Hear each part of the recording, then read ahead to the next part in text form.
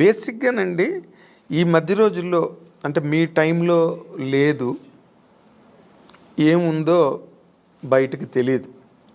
But ఈ రోజుల్లో ఈ కాస్టింగ్ కోచ్ అని మీరు ఒక సీనియర్ యాక్ట్రెస్గా, ఒక సక్సెస్ఫుల్ హీరోయిన్గా, ఒక డిగ్నిటీ అవన్నీ నిలబెట్టుకుని ఇన్నాళ్ళు ఇండస్ట్రీలో కంటిన్యూ అయిన ఒక స్టార్గా ఈ ఈ డెవలప్మెంట్స్ చూస్తున్నప్పుడు మీకు ఏమనిపిస్తుందండి?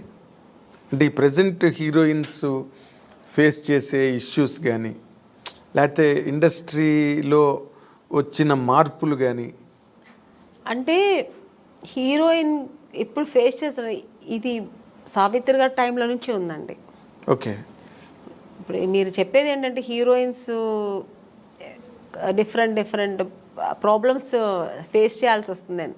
ఆ ప్రాబ్లమ్స్ హీరోస్కి లేదు, హీరోయిన్స్కి మాత్రమే ఉంది. అదే కదా చెప్తారు మీరు. అవును, అది ఇప్పుడు కాదండి, అప్పుడు ఉన్న హీరోయిన్స్ దగ్గర నుంచి ఉంది. కాకపోతే అప్పుడు సోషల్ మీడియా, ఈ పబ్లిసిటీ ఇవన్నీ లేదు కాబట్టి తెలీదు. ఇప్పుడు అన్ని చిన్న విషయం కూడా ఇప్పుడు ఎలకపోయిందంటే పూలే పోయిందని ఇప్పుడు అంత ఎక్స్ప్లోర్ చేస్తున్నారు. చిన్న విషయాన్ని ఏమీ లేకుండా దాన్ని ఒక పెద్ద ఇష్యూలాగా చూపిస్తున్నారు. అంతే తప్ప ఎప్పుడు లేదండి ప్రాబ్లమ్స్ హీరోయిన్స్కి, ఉంటూనే ఉంది. కానీ మనం చూస్ చేసుకోవాలి. హీరోయిన్స్గా అందరూ కష్టపడే వస్తారండి. ఎవరు వచ్చిన వెంటనే హీరోయిన్ ఎవ్వరు అవ్వలేరు. అంటే చేసిన ఆ హీరోయిన్స్ వాళ్ళకే తెలుసు. ఎవరికైనా ఆ వెనకాల ఒక కథ ఉంటుంది, వాళ్ళకి వాళ్ళ బ్యాక్గ్రౌండ్ ఉంటుంది, వాళ్ళు ఏం కష్టపడ్డారు, ఎలా వచ్చారనేది ఉంటుంది. కానీ ఇప్పుడు మనం చూస్ చేసుకోవాలి. రెండు ఉంటుంది, మంచి ఉంటుంది, చెడు ఉంటుంది. మీరు ఏ ప్రొఫెషనల్ తీసుకోండి, ఏ జాబ్లో తీసుకోండి, మీకు ఉంటుంది మంచి చెడు.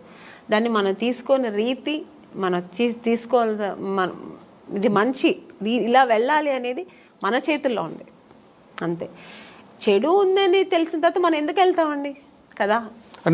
మీరు ఎప్పుడు అట్లాంటి ఎవరు మీ జనరేషన్? చెప్పాను కదా, ఫేస్ చేశాను నేను కూడా. తెలుగు మనం తమిళ్లో చాలా ఫేస్ చేశాను నేను కూడా. అవునండి, ఇప్పుడు పెద్ద పెద్ద డైరెక్టర్స్, పెద్ద పెద్ద కంపెనీల్లో లేదు అలాంటి నాకు తెలిసి. కొన్ని కొత్త కంపెనీస్ వస్తాయి, కొత్త వాళ్ళు వస్తారు, సడన్గా ఆఫీస్ వేసుకుని హీరో. మనకేం తెలుసు వాళ్ళు కొత్త ఏదో హీరోయిన్స్ ఛాన్స్ అంట, మనం వెళ్తాము. ఒక పిలుస్తారు, మేనేజర్ పిలుస్తారు, వెళ్తాం. ఓకే అండి, 2 పీసెస్ వేయాలండి, మీకు ఇక్కడ స్ట్రెచ్ మార్క్ లా ఉంటుంది కదా, అలా ఏమైనా ఉందంటే, నాకెళ్ళి ఎందుకు ఉంటుందండి స్ట్రెచ్ మార్క్, నాకు లేదండి అంటే, లేదు ఒకసారి చూపిస్తే బాగుంటుంది. ఎలా చూపిస్తారండి? పక్కన ఇప్పుడు ఒక మదరు, మా బ్రదరు ఉంటారు, వాళ్ళ ముందు ఇది చూపించండి, ఎలా ఇలాంటివి జరుగుతాయండి. అది ఎలా చూపిస్తారు?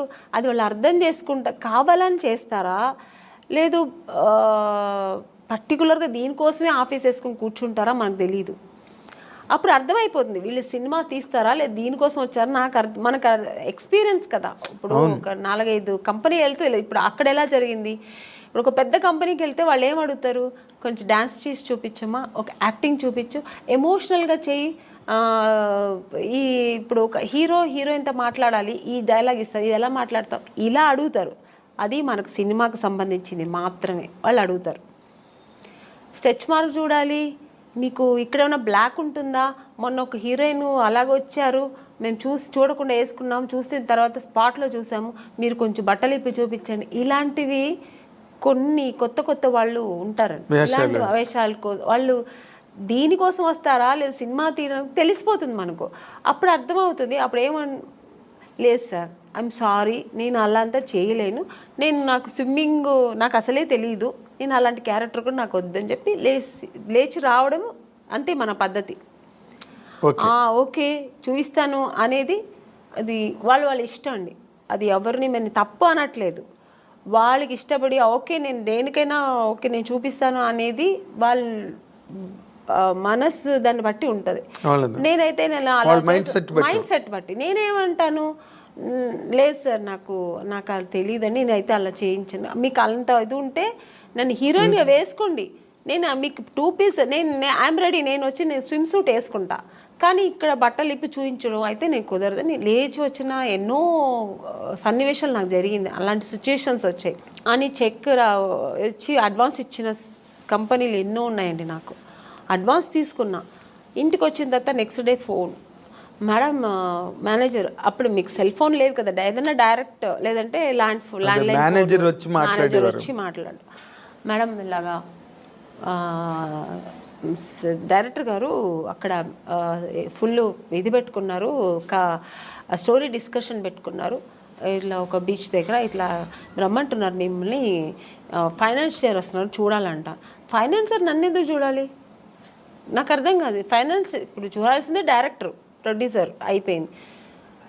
ఇంకా ఎక్కువ అనుకుంటే హీరో చూడాలా? ఓకే, హీరో గారు చూడాలి ఎలా ఉంటుంది, నా పక్కనే ఎలా చేస్తుంది హీరోయిన్, ఒక అమ్మాయి ఎలా ఉంటుందో చూడటం, ఇది పద్ధతి. ఫైనాన్సర్ ఎందుకు చూడాలి నన్ను అనవసరంగా? నాకు అర్థం కాదు.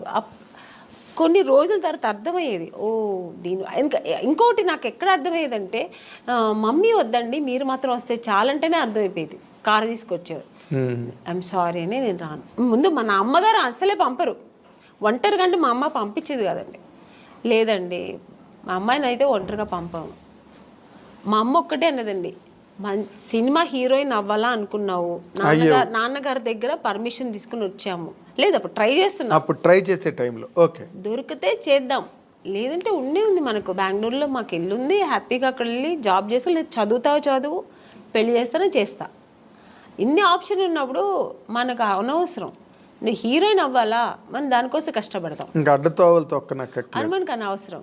అలా నేను అలాగే ట్రావెల్ అయ్యానండి. నాకు అలాగే ఒక మంచి కంపెనీ, మంచి డైరెక్టర్స్, హెల్దీ పీపుల్స్తో హెల్దీ అదే దేవుడు మీ మరో విన్నాడు, తప్పు నాది 100%. కీర్తనల్ని బాగా ఆస్వాదించాడు. ఒక్కొక్క కంపెనీ వెళ్ళొచ్చిన వెంటనే నేను ఫస్ట్ దేవుడా నాకు రేపు ఈ కంపెనీ, రేపు నేను హీరోయిన్ అయిపోవాలి, సెలెక్ట్ అయిపోవాలి, ఇలాగే వేడుకునేదాన్ని. అదే కాకపోతే ఇప్పుడు మీరు ఒకటి గమనించాలి, మీరు అన్నారు ఇందాక సావిత్రి గారి దగ్గర నుంచి ఉన్నాయండి ఇలాంటి ఇండస్ట్రీలోని అని. కాకపోతే ఇప్పుడు సోషల్ మీడియా రావడం వల్ల, కానీ హీరోయిన్లే పోలీస్ కంప్లైంట్లు ఇచ్చి కొంతమంది బాంబే నుంచి వచ్చిన వాళ్ళు, లేకపోతే ఏదో మొత్తానికి అలాంటివన్నీ జరగడం, అవన్నీ యూట్యూబ్లో వాళ్ళు వచ్చి వీడియోలు రిలీజ్ చేయడం, ఒక రకమైన డిస్టర్బెన్స్ అన్నది కొన్ని అన్ని చోట్ల అని కాదు, ఇన్ని సినిమాలు వస్తున్నాయి ఎక్కడ జరగవు కానీ, బట్ జరిగినవి మాత్రం చెప్తున్నాను కదండి, ఇండస్ట్రీ పరువు తీయడానికినే వచ్చిన వాళ్ళు అయితే ఇది జరగదండి. ఇంకా వేరే థాట్స్ మీద వస్తారండి కొంతమంది. ఇక్కడ హీరోయిన్లు ఉంటారు, ఇలా ఉంటారు, మనం ఇది సినిమా తీస్తూ ఇది కూడా చేయొచ్చు అనే వాళ్ళు కొంతమంది వస్తారు. అక్కడ ఇలాంటి తప్పులు జరుగుతాయి. ఓన్లీ సినిమాని నమ్ముకొని సినిమాని లవ్ చేసి ఒక సినిమా మనకు ఇండస్ట్రీలో ఈ ప్యాషన్తో వచ్చేవాళ్ళు, కళాకారులుగా వచ్చేవాళ్ళు ఎప్పుడు ఈ తప్పులు అక్కడ ఈ తప్పులు జరగదండి. వేరే థాట్స్ కూడా ఉంటాయి చూడండి దాంతోపాటు, లేదంటే ఆ థాట్స్ మాత్రమే అనుకొని వస్తారు కదా, అక్కడ ఈ తప్పులు జరుగుతాయి. సో అక్కడ కొంతమందికి ఇలా జరుగుతాయి. అవును. తర్వాత మీ టూ అనేది కూడా అలాగే ఆడవాళ్ళు కూడా అండి, ఏ హీరోయిన్ కూడా మనం ఇలా అయిపోవాలి, చెడుగానే ఉండాలి, చెడు దారి తొక్కాలని ఎవ్వరు రారండి. అందరూ ఒక డ్రీమ్తో వస్తారు. ఏ అమ్మాయి అయినా సరే నేను ఒక హీరోయిన్ అవ్వాలి, ఎవరికి ఆశ అందరికి సొంతం కదండి.